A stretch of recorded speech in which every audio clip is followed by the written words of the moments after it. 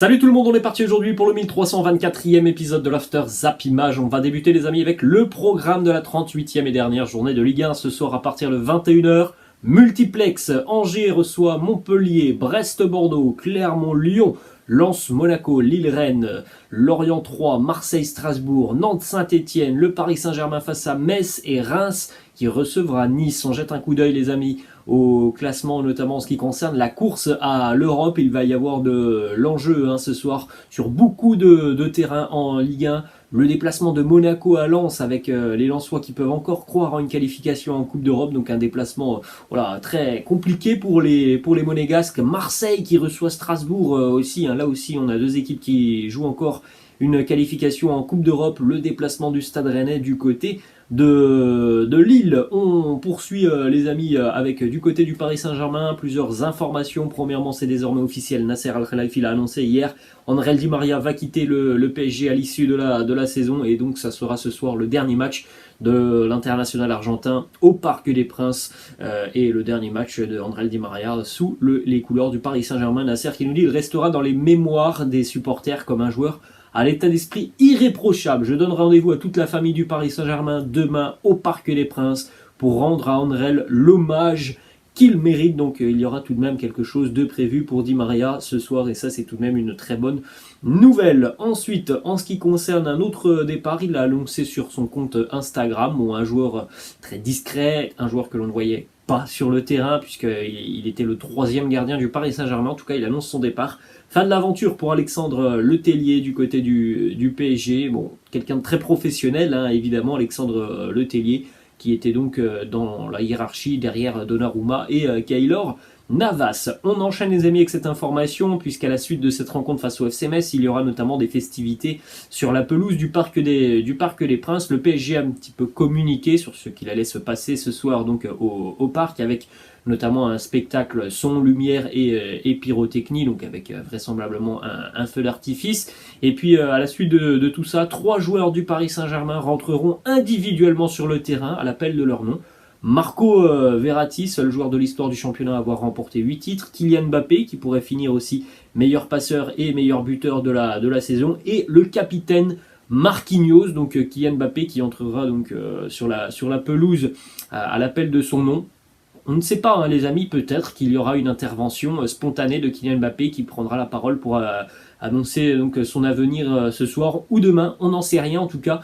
Voilà, il faudra suivre évidemment ce qui va se passer au Parc des Princes ce soir à l'issue de la rencontre face à Metz. Une déclaration de Mauricio Pochettino qui nous dit comment appréhender le dernier match. Eh bien, on espère surtout prendre un maximum de plaisir et pouvoir aussi célébrer ce 10e titre avec le Parc des Princes. Bon, l'ambiance évidemment elle est à la fête ce soir du côté de Paris. C'est le dernier match. On oublie l'échec évidemment de la Ligue des Champions. On oublie parfois un petit peu les matchs compliqués en Ligue 1 du Paris Saint-Germain. Ce soir, voilà, il faut tout de même profiter pour le Paris Saint-Germain, un nouveau titre de champion, le 10e, en espérant que l'ambiance soit tout de même bonne du côté du Parc des Princes. Ensuite, on continue les amis avec quelques informations qui concernent le dossier Kylian Mbappé. La maman de Kylian a pris la parole hier, elle nous dit « Nous avons 2 offres qui sont égales, celle du Real Madrid et celle du Paris Saint-Germain. Il n'y a quasiment aucune différence entre les deux. Il y a donc un accord pour Mbappé avec le Real, mais aussi avec le Paris Saint-Germain. La maman de Kylian nous dit « C'est maintenant à Kylian de prendre sa décision. » Les négociations sont terminées avec les 2 clubs. C'est à Kylian de décider de son avenir. Et elle nous apporte aussi cette petite précision. L'offre du Real Madrid, eh bien nous avons le plein contrôle sur les droits des images. En revanche, l'offre du Paris Saint-Germain, il y a une compensation financière qui compense cela, le fait de ne pas avoir les droits donc du côté du Paris Saint-Germain, mais les offres ne diffèrent pas beaucoup, donc financièrement, visiblement, voilà, les 2 offres sont assez similaires, même si on peut penser évidemment que le PSG a tout de même une offre un petit peu plus importante que celle du Real Madrid. Quelques déclarations de Romain Molina qui nous a proposé une vidéo hier sur YouTube. Romain Molina qui nous dit « Là, tu as quand même 2 clubs parmi les plus puissants au monde qui se sont mis à genoux devant un gamin de 23 ans. Les deux offres sont surréalistes. Jamais le Real Madrid n'a proposé quelque chose comme ça dans son histoire. Romain Moulinard qui rajoute: le Real, ils ont compris qu'ils ne pouvaient pas faire Haaland, donc ils se sont retirés sur le dossier pour Mbappé. À la base, Haaland était le plan B. Les deux offres sont surréalistes. Jamais le Real n'avait proposé. Tout ça, vous pouvez retrouver la vidéo évidemment où il parle encore plus de ce dossier Mbappé sur sa chaîne YouTube. Ensuite, on enchaîne les amis avec une information qui concerne la Ligue 2.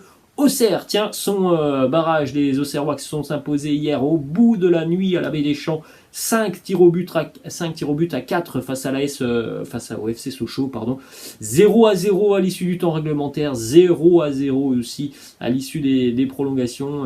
C'est Donovan Léon qui a sorti un penalty côté Auxerrois et qui permet donc à la GIA de jouer le barrage la semaine prochaine face au 18e de Ligue 1. Envahissement de pelouse hier à la baie des Champs, et le stade était à guichet fermé, une ambiance exceptionnelle. Ça fait plaisir pour la Auxerre, un club mythique du football français qui n'est plus qu'à 2 matchs donc de retrouver la Ligue 1. D'ailleurs, la GIA reste sur une série tout de même très intéressante. Sur les 9 derniers matchs, 6 victoires et 3 nuls, aucune défaite pour la Auxerre qui attend donc son adversaire. Ça sera jeudi 26 mai pour le premier match et puis dimanche 29. Donc tout se jouera sur la semaine prochaine entre le 18e de Ligue 1 et le 3e, la Auxerre. On sait les amis, ça sera soit l'AS Saint-Etienne, soit le FC Metz. Voilà, pour Bordeaux les amis, c'est quasiment impossible, il y a 0,001% de chance que ça soit. Bordeaux, on enchaîne du côté de l'ex-champion de France lillois, la prolongation de contrat pour José Fonte qui prolonge jusqu'en 2023 avec le LOSC. Ensuite, les amis, direction l'Espagne, la une du quotidien Marca avec les deux offres pour Kylian Mbappé. On attend la décision dans les toutes prochaines heures en ce qui concerne Mbappé. Hier, le Real Madrid recevait le Betis Séville. Les Madrilènes ont donc clos leur saison en Liga sur un nul 0-0. Il y a eu une belle aide d'honneur du Real au Betis puisque le Betis est vainqueur de la Coupe du Roi, et puis il y a eu aussi une aide d'honneur du Betis pour le Real, tenant du titre et champion d'Espagne. Donc aide d'honneur mutuelle entre les deux équipes hier. Regardez le petit tifo aussi lorsque les joueurs sont entrés sur la pelouse. Le roi d'Europe revient toujours avec la Tour Eiffel en fond. Dans une semaine, le Real affrontera Liverpool en finale de la Ligue des Champions. Carlo Ancelotti qui s'est exprimé aussi sur la potentielle dernière de Marcelo hier au Bernabéu. Il nous dit: Marcelo n'a pas encore dit au revoir. Il est notre capitaine et il le sera jusqu'à la finale de la Ligue des Champions. En ce qui concerne Isco, là c'était la dernière au Bernabéu pour Isco. Il nous dit, Carlo Ancelotti, ce fut une belle carrière, il aurait sûrement pu faire plus, mais il a tout de même été très important. Ensuite, Nabil Fekir du côté du Betis. Nabil Fekir qui a réagi notamment par rapport à sa non-convocation en équipe de France. Il nous dit: quand tu joues au haut niveau, la sélection, c'est un objectif. J'ignore sur quoi le sélectionneur se base, mais moi, je suis à sa disposition. Bon, on verra par la suite, mais c'est vrai que pour le moment, Nabil Fekir, visiblement, ne fait pas partie du groupe qui pourrait voyager au Qatar en fin d'année. Direction l'Angleterre maintenant, les amis, avec la petite image de Thomas Tuchel, très surpris de voir son portrait sur un tifo. C'était jeudi soir lors de Chelsea-Leicester. Il était tout sourire, Thomas Tuchel, de retrouver son portrait en tribune. Ensuite, une information du côté de Liverpool qui a été confirmée hier par l'entraîneur des Reds, Jürgen Klopp, qui a affirmé que Divock Origi allait quitter Liverpool cet été, vraisemblablement pour rejoindre l'AC Milan en Italie. Jürgen Klopp qui nous dit: je souhaite qu'il ait un hommage spécial. Il restera à jamais une légende de Liverpool. Où qu'il aille, il réussira. Tout le monde l'aime.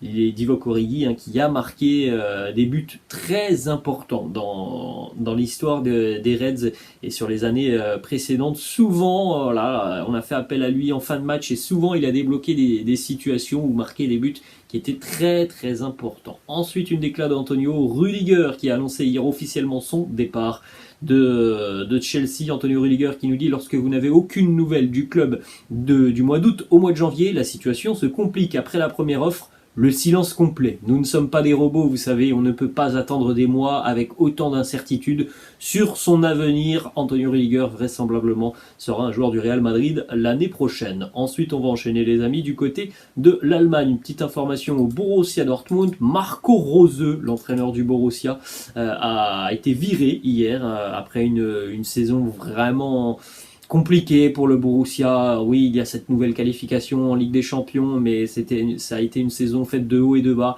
et notamment de désillusions en Coupe d'Europe. Marco Rose est donc limogé de son poste d'entraîneur du Borussia Dortmund. En ce qui concerne Erling Haaland, pour marquer son départ du Borussia, il a acheté notamment 33 montres Rolex pour les joueurs du club et une vingtaine de montres Omega pour le staff. La valeur au total pour ses coéquipiers de tous ces cadeaux s'élève à peu près 500 000 euros. Direction l'Italie, petite information de la Gazzetta italienne qui annonce ce matin que Paul Pogba à la Juve, c'est fait. Contrat de 3 ans, salaire de 10 millions d'euros pour la pioche qui pourrait donc faire son retour en Italie. C'est tout de même une information importante. Alors on sait qu'il ne rejoindra pas Manchester City. Le Paris Saint-Germain a toujours été sur le dossier, mais la Juve a tout de même accéléré sur ce dossier depuis une grosse quinzaine de jours. Et la Gazzetta italienne qui annonce aujourd'hui un accord, Paul Pogba de retour à la Juventus. Si on termine, les amis, avec ce résultat hier en Serie A, la victoire de la Roma, 3-0 du côté de Turin face au Torino. Les Romains sont donc qualifiés pour l'Europa League l'année prochaine. Doublé de Tammy Abraham, un but aussi pour Pellegrini, 17 buts en Serie A pour Tammy Abraham. C'est tout simplement un record pour un joueur anglais en Italie. Ça n'est jamais arrivé pour un joueur anglais en Serie A d'inscrire 17 buts. La Roma qualifiée pour l'Europa League, et la Roma qui va donc se préparer pour sa finale d'Europa Conference League la semaine prochaine face au Feyenoord Rotterdam. Voilà les amis, la fin de cet After Zappy Match. J'espère que ça vous a plu. N'hésitez pas comme d'habitude à lâcher un petit pouce bleu. N'hésitez pas non plus à vous abonner à la chaîne. Je vous laisse, je vous dis à la prochaine. Ciao.